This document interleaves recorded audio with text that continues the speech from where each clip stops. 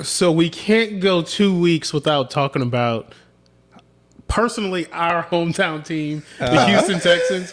How are you guys addressing the Houston Texans, the Deshaun Watson saga, and everything, or I should say the lack thereof, pieces around him? How are you guys addressing the Texans? Okay, so I don't know that we can necessarily talk about Deshaun Watson. Number one, that situation is very much... About him. That situation is very much in flux. There's not really much to say. People know what's kind of out there. And this is only our second or third pod. I don't necessarily know that we want to kind of get... It's a story that hasn't been totally written yet. So, But I don't necessarily know that we want to kind of get Rusty bounced. Harden, as the resident lawyer on the podcast, Rusty Harden is a great attorney, and I'm going to let him work. Let's talk about football instead of talking about it. Okay, there you go.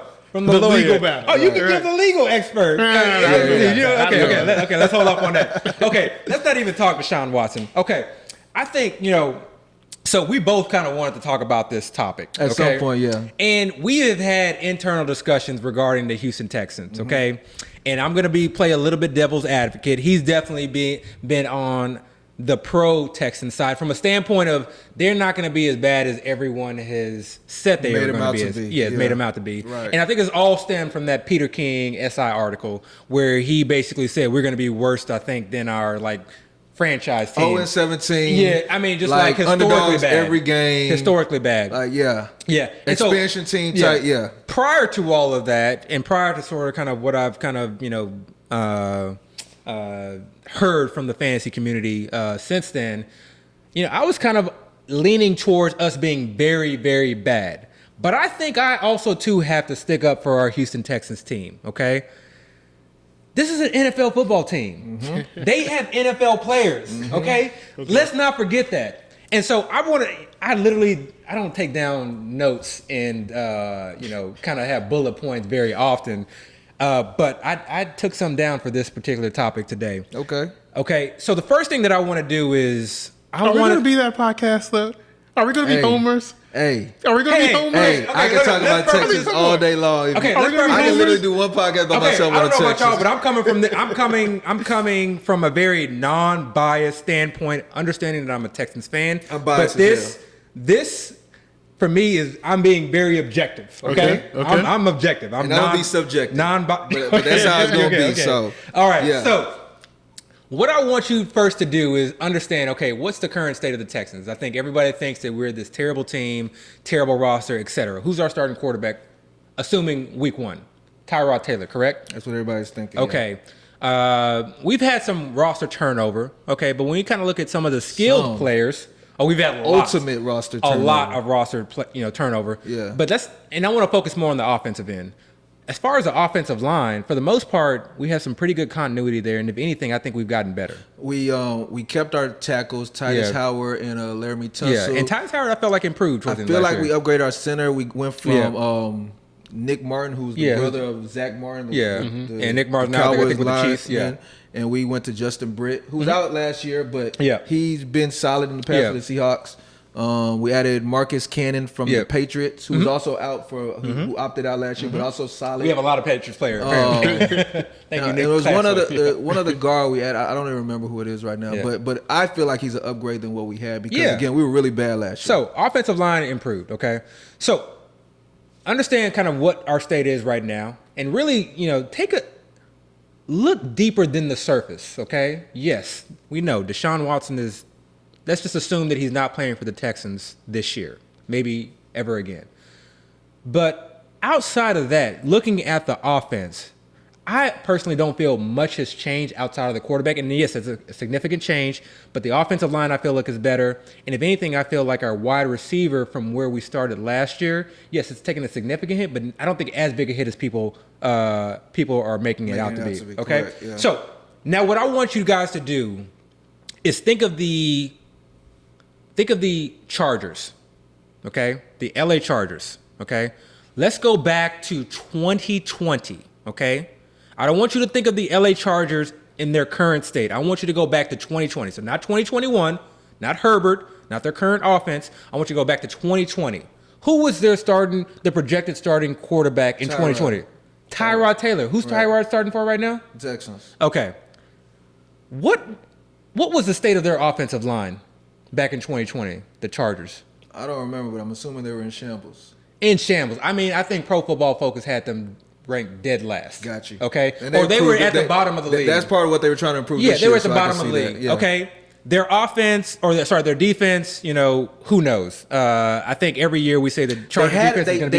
They were going to be a great defense. Bosa Derwin got hurt, I love Derwin James. He got hurt. What happens every year with the Chargers? They get hurt. Yeah, they got some kind of curse or something. I don't know. Training staff, who knows? Whatever. But if we look at that offense, and let's look at their offensive coordinator, who I think was a rookie offensive coordinator at that time. I want to say, maybe fact check me on that. But their head coach, was it Pep Hamilton? I don't know, because Pep Hamilton, maybe not. I might be misspeaking. So their head coach, okay, and I don't want to speak bad on the head coach, Anthony Lynn. Yeah, I don't want to speak bad on Anthony Lynn, but I think from a standpoint of okay, do we consider him an offensive genius or, sort of kind of top half or top tier of the league when it comes to offense? I think the answer is probably not, right? Yeah. So they had Austin Eckler, coach. They had Keenan Allen, okay. But outside of that, I mean, Mike Williams is a deep threat, runs a lot of 9 routes, contested catches, but, really isn't offering much more than that. Who couldn't never stay healthy. Hunter Henry could never stay healthy. Like, what was their offense back then that was so much better than the Houston Texans offense now? Let's get to the Houston Texans now, okay? Tyrod, same quarterback as back then. We'll get to David Johnson, but we were drafting Austin Eckler 2nd round last year, okay? We were drafting Keenan Allen probably in the 4th or 5th, okay? And he balled out, but people just, shit on Brandon Cooks like he's nothing. Like he had like 4 straight 1,000-yard seasons, or maybe 5. 80+ reception yard seasons. Yeah. Okay, most of us play in PPR formats. Right. Put some respect on his name. Right. Damian Lillard type. 80+ receptions. Okay, 1,000+ yards, and I think he even scored 6 TDs last year. He not only I think offered pretty good consistency, being able to confidently start him in your lineup week to week. Right. But also offered upside, I believe. Okay. Right. Then let's look at the rest of our receiving corps. Okay. We have Kiki Kuti. Let's not forget. Okay. When wide receivers went down with the Houston Texans, who was the first person people added on waivers? Kiki. Okay. Yeah. Kiki was always at the top of the waiver wire ad list. Okay. And people had great things to say about it. Remember, the knock against him was not necessarily that he played bad, but that Bill O'Brien wasn't giving him opportunity. Right. And when he was given the opportunity last year, guess what? He played very well. Correct. Okay. Let's go to Randall Cobb. Okay, our slot receiver. Historically, Randall Cobb has been a very good player. Yes, he's older. Okay. He had some injuries last year, and can we count on him for a full 17 games? Probably not. Right. But he's still there, okay? Right. Now let's get to our, I think the FFPC's one of their favorite late round wide receiver sleepers. The rookie? The rookie. I'll let you speak on the rookie. I mean, Nico Collins. I mean, I play a lot of Dynasty, so I was aware of Nico prior to the draft. I was higher on him. Let me not say more than consensus, but I was just high on him in general because he was a different type of receiver than the other receivers in the draft. A lot of the receivers in the draft were smaller type guys this season for whatever reason.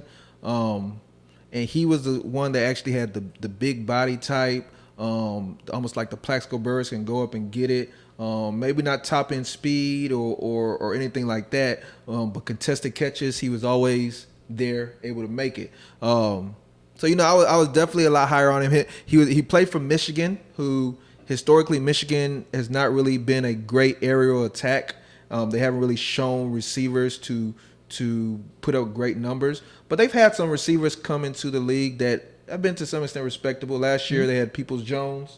I think they had deep sleeper. Yeah. Did Funches go to Michigan? I think he did. I'm not talking. They're not great receivers, but NFL caliber receivers. And we're talking about a guy that the Texans drafted in the 3rd round, who from all accounts has actually been practicing very well. Now, again, we call news at this time of the offseason fluff. Yeah. But still, we're not hearing bad news. Yeah. You know, if I'm not hearing bad news, I'm at least still positive on the player. So. And I'm in agreement with you. I think he's a sleeper. I think he was, I don't want to necessarily say steal, but I think it was an excellent value for the Texans and then, in the draft. On top of that, compared to other receivers, he has a great, type opportunity as far as being able to produce in year one, compared to a lot of other receivers. Yeah. So I think he should be a sleeper, and so suffice to say that I don't necessarily know that the Texans are in that significantly worse a situation than the Chargers were. So let me get to sort of kind of my main point. Okay, I think some of the Texans skilled players are criminally being drafted well below they should be in a number of drafts. Okay. And specifically, I want to talk about Brandon Cooks, who we've kind of touched on, as well as David Johnson. Okay, I know we probably lost about good 65% they've turned us off of our followers. They've turned us off already. But we're going to get these words out, though. We're going to get these words out. Hey, somebody's going to listen. Maybe it's our moms. That's about it, but somebody's going to listen. Oh, man. So, okay, Brandon Cooks, first of all. Okay, I think he's going in the 8th, 9th round. I think I've seen him in the 10th round in some leagues. Again, this guy, yes, granted, it was with Watson, but this guy had an 80-plus reception, over 1,100 yards, and 6 TDs. And he's done it multiple times. Granted, yes, it's been with Watson. It's been with Brady. It's been with Drew Brees. But it's also been with Jared Goff. Where's Jared Goff right now? Great. He had the Exodus. They basically, they paid him to leave. Like, go away and take this money. Imagine with if your job paid you just to leave. Yeah. Okay. So, and again, I'm not a Jared Goff hater, but that's basically what that situation was. So, Fuller is gone.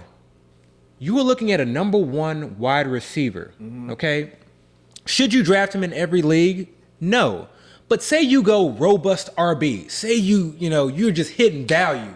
And you love your draft. You start off your draft, you get Saquon. You come back, you get Antonio Gibson. CEH falls to you in the 3rd. Carson falls to you. And you're like, I love this start. I am set at running backs. But now I got to homer some of these other positions. You should be eyeing and targeting Brandon Cooks.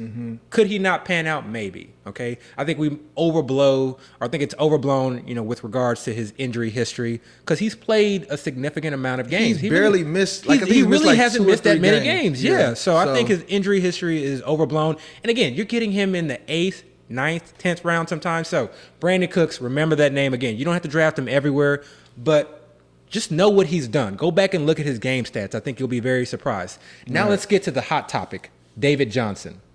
Okay? And I think when most fantasy analysts talk about Houston Texans, and maybe rightfully so, they say, pretend like they don't even exist.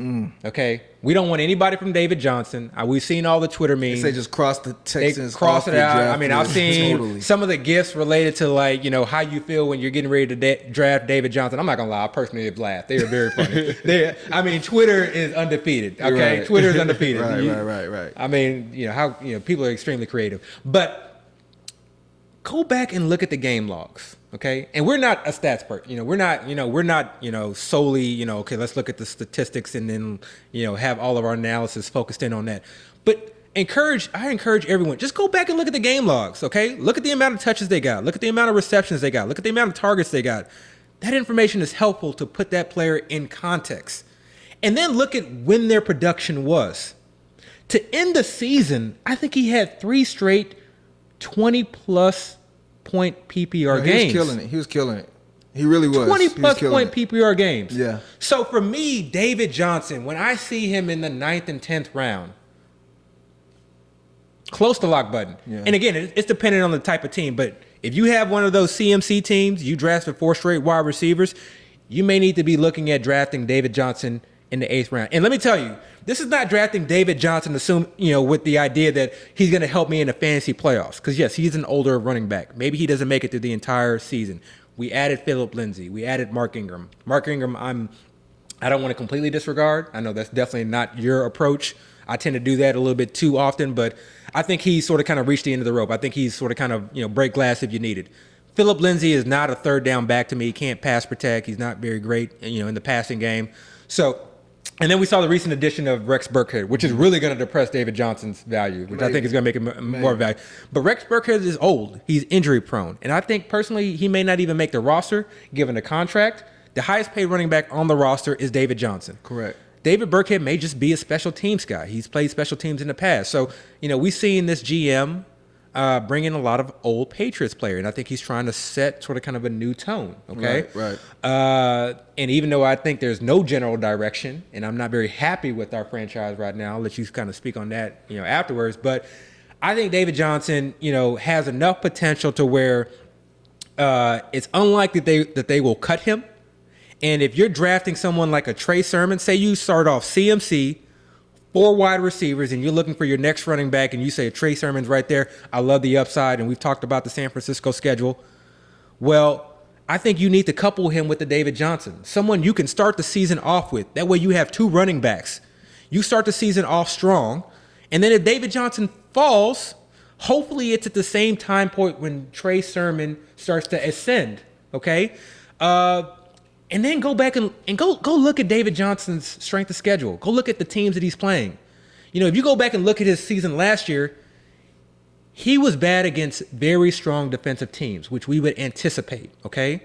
When we go through and rank week by week, no one is ranking David Johnson in the top 20 against Pittsburgh's defense or Washington football defense. But if he plays Jacksonville, guess what? He may slide into that RB2. Right. And if you go back and look at how he played against Jacksonville last year, RB1 production. Right. Okay. Right. So that's all I say. Don't completely disregard or completely write off Texans players. Okay. It's offensive to us. It's offensive to the city of Houston. Okay. And it's offensive to our Texans organization. And again, I'm still representing, man. I'm still representing, baby. Take. Still here. Still here. I'll let you go. I mean, honestly, you did a great job. I'm kind of proud of you, honestly. I came a long way. The hate was too much. 2 weeks ago, I was the one on a boat by myself saying, who's coming with me to some extent. You put it at 4 games? I was like, I want that bet all day. I'll take that bet all day. You actually made a lot of good points that, honestly, I feel like you've been kind of listening to what I was saying a little bit. I have. And a little bit started. Sometimes it takes time. When you first hit me with it, I swatted it away. Okay? But sometimes it takes a little time. It's got to settle in, okay? But that's good. You really did make a few great points, and I appreciate you saying that as a Texans fan. And I don't feel like I have to be as subjective as I was going to be.